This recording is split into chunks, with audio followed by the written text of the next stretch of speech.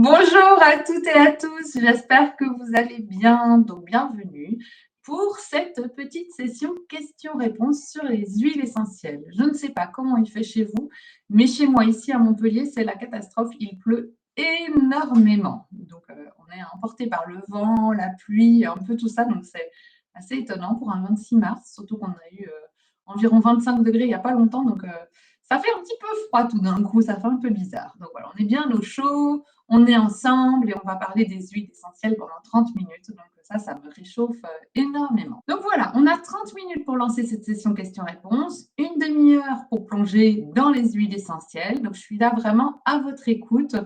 Mon but est de vraiment éclairer votre chemin pour que vous puissiez utiliser les huiles essentielles dans votre quotidien.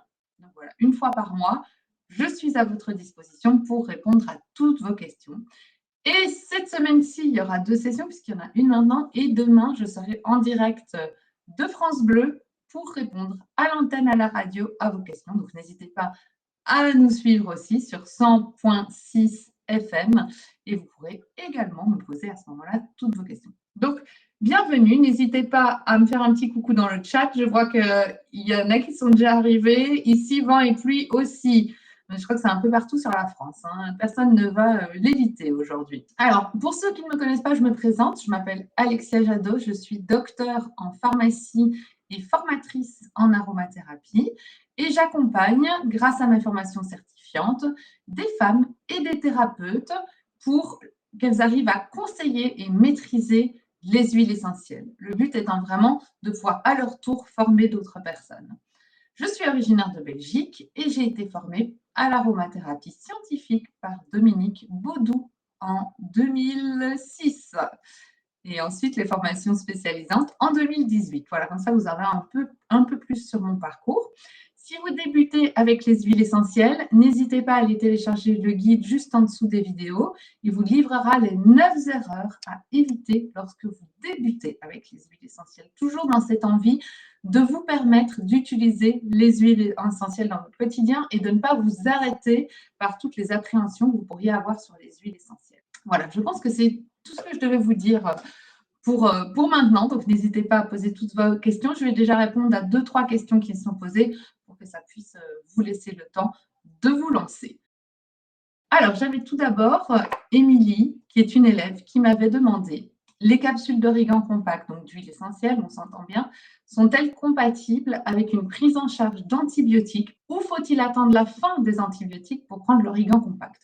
Donc, je te fais savoir que les huiles essentielles agissent toujours en synergie avec les antibiotiques. Donc, vous aurez encore plus d'efficacité à votre antibiotique si vous le combinez avec les huiles essentielles. Ça, c'est vraiment très, très important. On a de plus en plus de germes multirésistants. Les antibiotiques donc, ne sont plus efficaces. Et vous allez voir que dans un avenir, on va vraiment aller sur un traitement où on va combiner huile essentielle et antibiotiques. Tout ça est en recherche très intéressante pour le moment pour pouvoir vraiment lutter contre tous ces germes multirésistants. Donc oui, si votre médecin vous a prescrit des antibiotiques, rien ne vous empêche de combiner à cela des gélules d'origan pour pouvoir augmenter, booster cet effet d'antibiotique et être encore plus efficace. Ensuite, je voulais vous parler de quelque chose dont on avait parlé également avec les élèves aujourd'hui.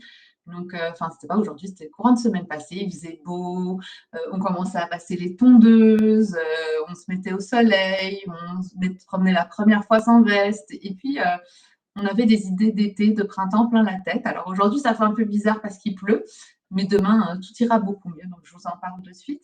C'est comment on réalise un macérat huileux de pissenlit. Et puis, c'est une élève qui nous avait parlé de tout ça. Et je trouvais ça très intéressant. C'est Evelyne qui doit être là avec nous aujourd'hui à nous écouter. Je trouve ça super chouette parce qu'en fait, les pissenlits, vous les considérez toutes comme des mauvaises herbes et vous allez vous amuser dans votre jardin à les retirer. Et en fait, c'est très bien de les retirer, mais vous allez les jeter. Donc, c'est dommage parce que le pissenlit, c'est vraiment un trésor. On peut en faire plein de choses. Déjà, son nom, pisse en lit, qui voulait dire pisser en lit. Donc, c'est un très bon diurétique. Et pas que. Donc, moi, je vais me concentrer ici vraiment sur l'obtention de macérat. Mais en tout cas, le pissenlit, c'est vraiment un trésor de la nature. D'ailleurs, quand vous le présentez aux animaux, ils n'hésitent pas à le manger. Donc, effectivement, c'est que c'est très, très bon. Et vous devez savoir que vous pouvez réaliser votre propre macérat huileux de pissenlit plutôt que de l'acheter. Alors, je vais vous donner ici très rapidement la technique. Vous allez voir, c'est très, très facile à mettre en place. Vous allez cueillir votre pissenlit toujours plutôt le matin. On le cueille le matin parce que c'est là qu'il a le plus d'énergie, mais un matin, pas un matin pluvieux, un matin où il y a eu le soleil qui est venu dessus.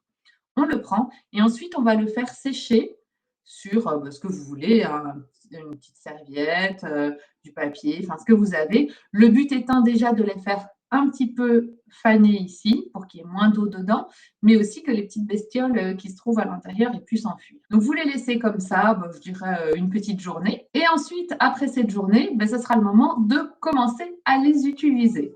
Il y en a qui le font que quelques heures. Moi, j'aime bien laisser une journée comme ça. On est sûr que tout est bien sorti, que l'eau est un peu partie et c'est très bien.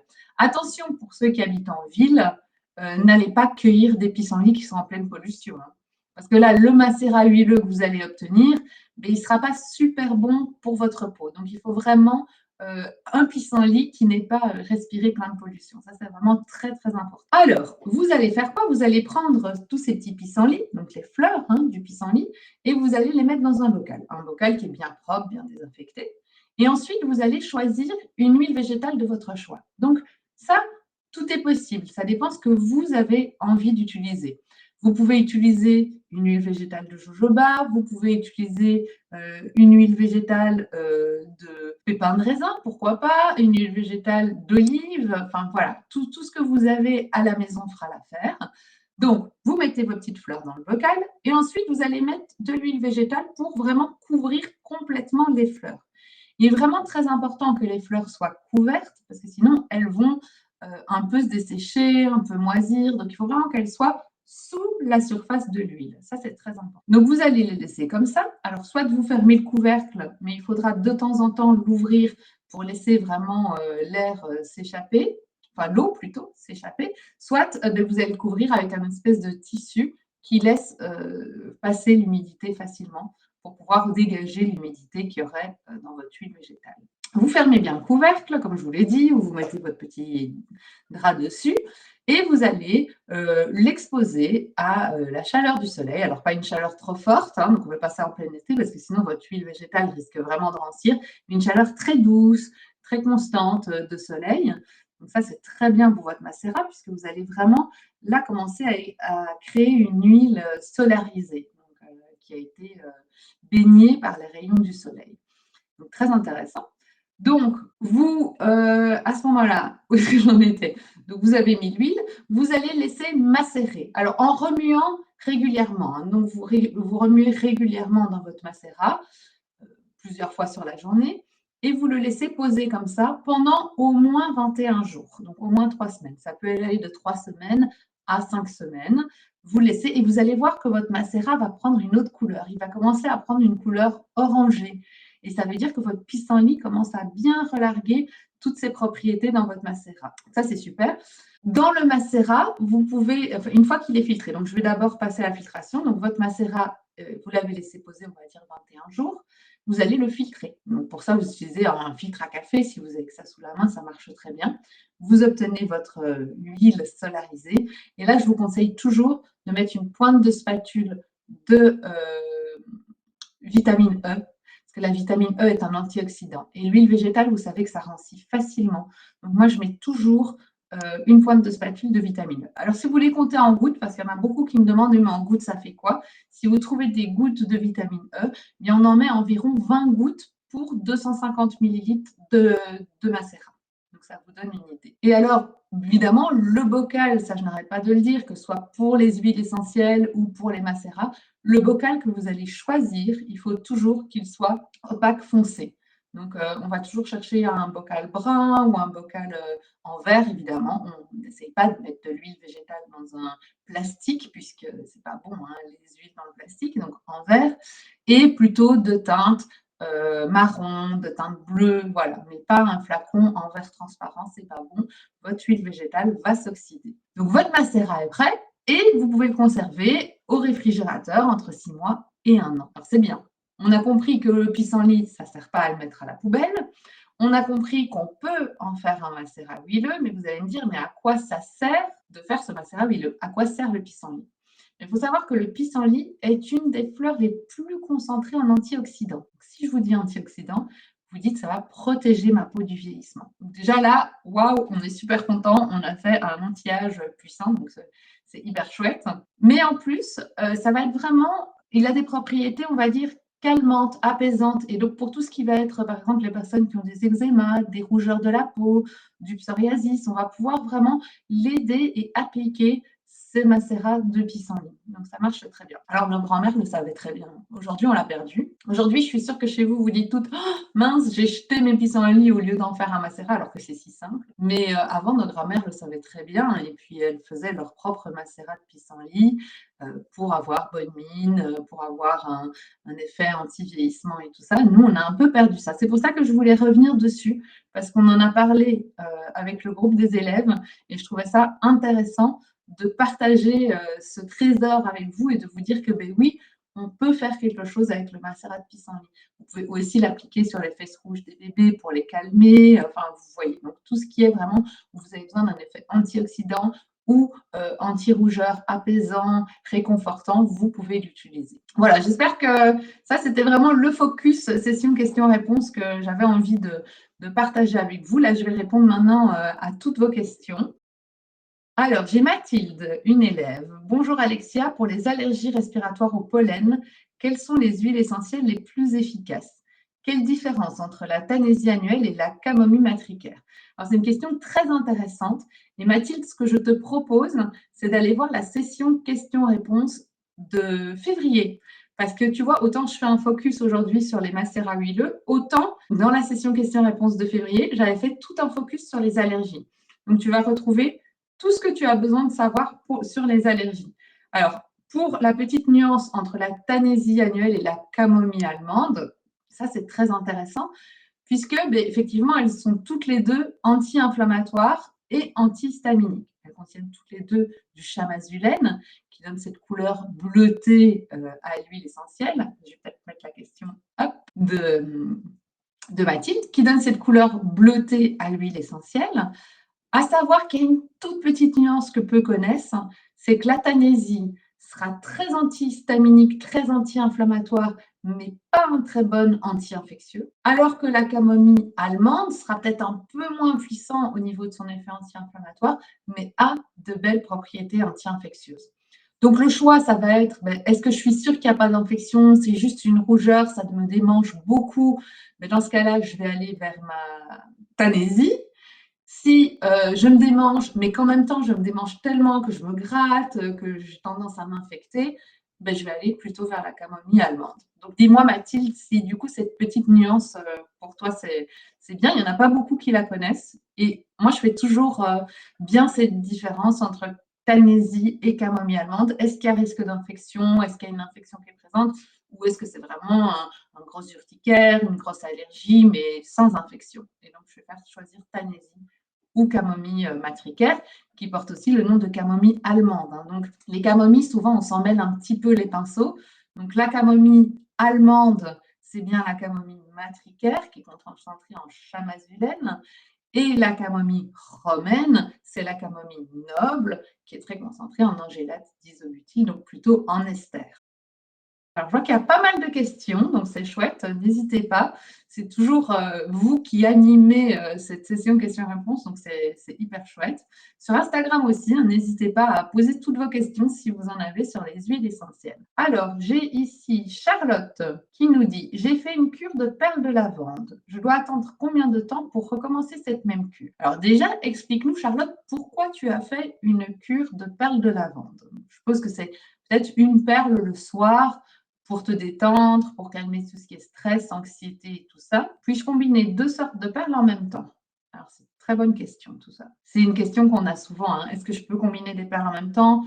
Combien d'huile essentielle je peux mettre sur mon corps si j'en mets pour dormir, plus j'en mets parce que j'ai des problèmes d'arthrose, tout ça. Donc, je trouve ça hyper intéressant comme question. Alors déjà, question numéro 1, puisque tu as mis Q1.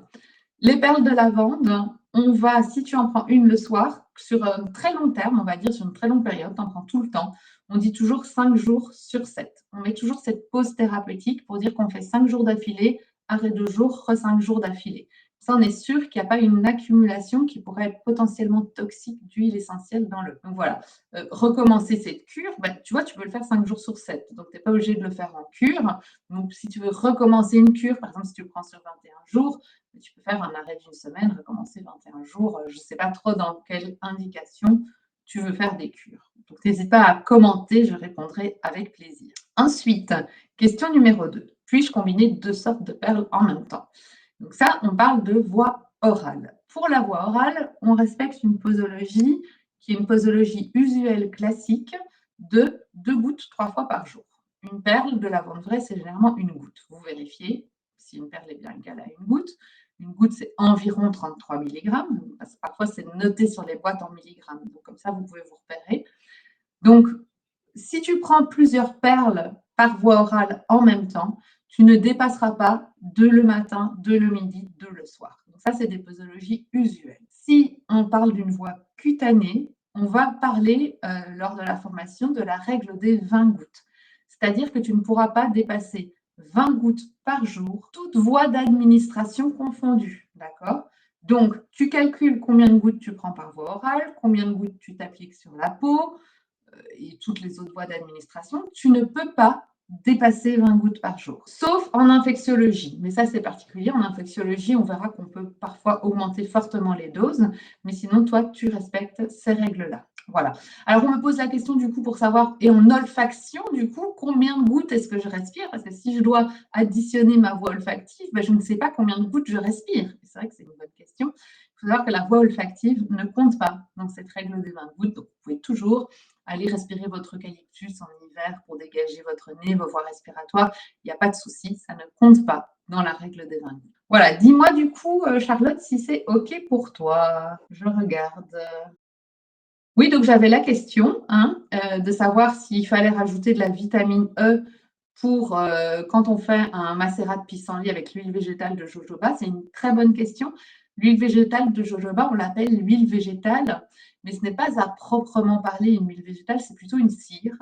Et donc, c'est vrai qu'elle rancit moins rapidement. Cependant, vous pouvez toujours rajouter de la vitamine E par principe de précaution, il n'y a absolument aucun souci. Donc, je dirais oui, sans problème, pour rajouter la vitamine E dans l'huile végétale de jojoba. Alors, ensuite, j'ai un très gros pavé sur le macérat que je ne pourrai malheureusement pas lire tout de suite, mais je le lirai dès que j'aurai fini. On dit entre autres qu'on peut le consommer aussi bien, et c'est ça qui est génial avec le pissenlit, aussi bien les feuilles, les fleurs, les racines, enfin voilà, tout est bon dans le pissenlit. Alors, il y a quelqu'un qui nous dit qu'elle accueille les pissenlits plutôt à midi, donc généralement on dit plutôt le matin, pour avoir encore cet aspect énergétique aussi en plus sur les macérats. Vous savez que tout est énergie aussi, que j'adore parler de l'énergie et que tout est énergie. Et donc, c'est plutôt le matin. Maintenant, bon, c'est pas grave de l'avoir cueilli à midi, mais c'est plutôt le matin généralement qu'on le prend. Et elle a mis directement les fleurs en macération. Moi, j'aime bien quand même les laisser un peu pour qu'un peu d'eau déjà s'évapore, s'il y a des petites bestioles, des petits trucs. Mais voilà, si tu l'as fait et qu'ils se sentent corrects, c'est tout à fait OK. On ne va certainement pas le jeter à la poubelle. Hein. C'est très, très bien. Il y a quelqu'un qui a fait son macérat de pâquerette en même temps, donc génial. Je ne vais pas parler aujourd'hui de pâquerette et de toutes les propriétés du pâquerette. Je vous en donne quand même une parce que voilà, c'est par rapport à tout ce qui va être tenseur. Hein. La pâquerette, on dit que c'est tenseur. Si vous avez le buste qui sera fermé, qui justement tombe un peu, la poitrine qui pend, on dit que c'est raffermissant. Hein. Donc voilà, pâquerette aussi. Hein. Voilà, on les coupe, on croit que c'est des mauvaises herbes, mais vous pouvez tout à fait faire également un macérat de pâquerette. C'est très très bien. Alors, Charlotte qui nous dit: oui, effectivement, une seule perle le soir pour aider à l'endormissement, réveil nocturne. Ah ben, c'est ça, voilà.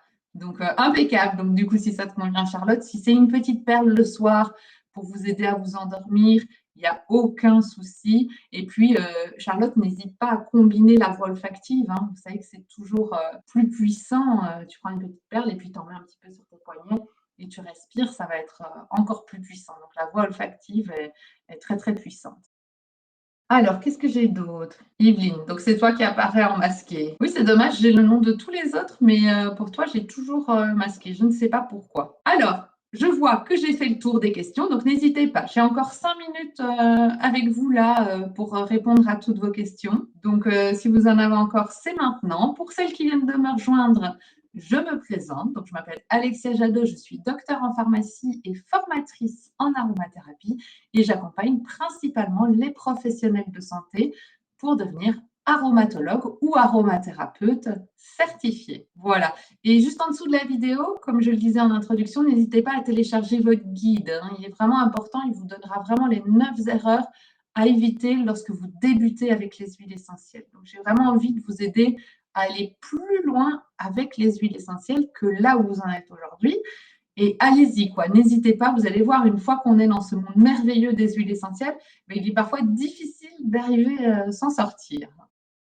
Ah voilà, donc la question de Mathilde, c'était la Tanésie est plus chère que la camomille allemande. Oui, je pense que la Tanésie est un peu plus chère, mais pas tellement, Mathilde. Donc, ce n'est pas non plus énorme comme différence. Donc, vraiment, plutôt que sur le prix, mettez vraiment votre attention sur est-ce que j'ai besoin d'un effet très antihistaminique ou est-ce que j'ai besoin, en plus de cet effet antihistaminique, d'avoir cet effet anti-infectieux. Donc, c'est vraiment là tout l'intérêt. Voilà, je vois qu'il n'y a plus beaucoup de questions. Voilà, donc de toute façon, moi, je vais vous donner rendez-vous demain dans les studios de France Bleu, donc en direct avec vous, FM 100.6. Donc, s'il y a des questions qui vous viennent entre aujourd'hui ou demain, ben, n'hésitez pas, rejoignez-nous à l'antenne pour nous poser toutes vos questions. Je serai en compagnie de Léopoldine Dufour, qui est hyper chouette et que j'ai hâte de retrouver.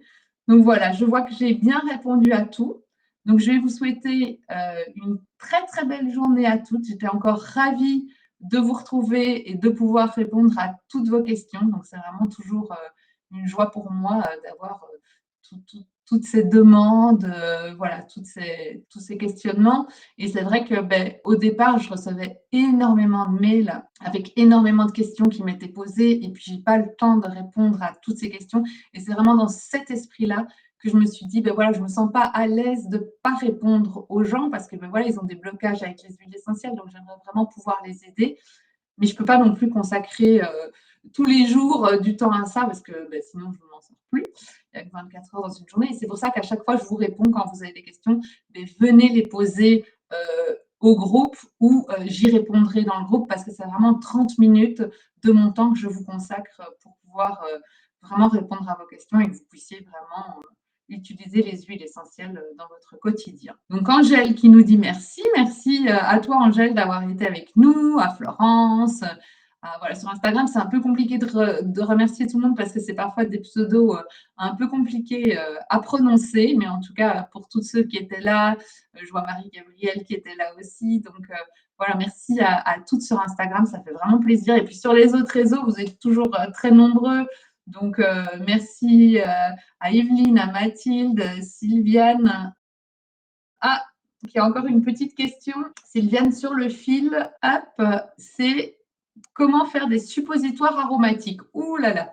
Alors, les suppositoires aromatiques, c'est quelque chose que je n'aborderai pas ici parce qu'on ne peut pas répondre à cette question en 30 secondes. Donc, c'est vraiment une voie qui est hyper intéressante, mais il faut avoir été quand même un minimum formé. Alors, toi, Sylviane, tu suis la formation certifiante en aromathérapie. Tu vas voir que dans le module 2, on parle de toutes les voies d'administration des huiles essentielles.